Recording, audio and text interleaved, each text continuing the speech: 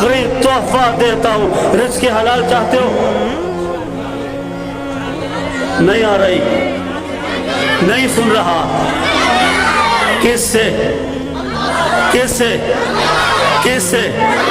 حکمران نے غواړي، وزیر اعظم نے غواړي، امریکہ نے غواړي، برطانیہ نے غواړي، یہودیان نے غواړي، دینے والا کون؟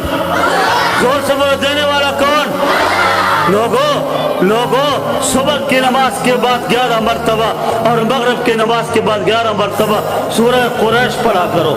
مقار عمران سے گاڑے برابر کا وقت نہیں دے دے۔ تو میں عرض کر رہا تھا، صبح کی نماز کے بعد اور مغرب کی نماز کے بعد 11 مرتبہ سورہ قریش پڑھا کرو۔ شیخ الحدیث مولانا عبدالحق فرماتے تھے یہ سارا جامعہ دارالعلوم حقانیہ اور 3 مرتبہ پارلیمنٹ میں علماء کی قیادت سیادت اور جامعہ حقانیہ کے تعمیرات، اور اس سال دور حدیث میں 1585 طلبہ عالم ہوں گے، دستار بندی ہوگی۔ فرمایا یہ ساری برکت سورہ قریش کی ہے۔ اور جامعہ ابو ہریرہ کا نام سنا ہوگا، دور حدیث تک طلبہ، میری 100 سے زیادہ کتابیں دنیا میں گردش کر رہی ہیں، چھپ گئی ہیں۔ یہ اب شرح مسلم پہ کام شروع ہے، 18 جلدیں چھپ گئی۔ یہ میں ان سے سن کر اجازت لے کر جامعہ ابو ہریرہ القاسم اکیڈمی، اور میری ساری تصنیفات سورہ قریش کی برکت ہے۔ مجھے شیخ الحدیث مولانا عبدالحق صاحب نے ترجمہ کرتے ہوئے فرمایا الذی اطعمہم من جو، بھوک میں، فقر میں، غربت میں اللہ رزق حلال سے مالا مال کر دے گا۔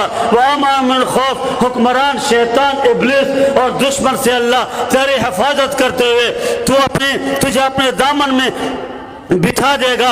ایک شرط ہے، فَلْيَعْبُدُوا رَبَّ هَذَا الْبَيْتِ، نماز کی پابندی کرو، جماعت نہ چھوٹے، تکبیر اولیٰ نہ ٹوٹے۔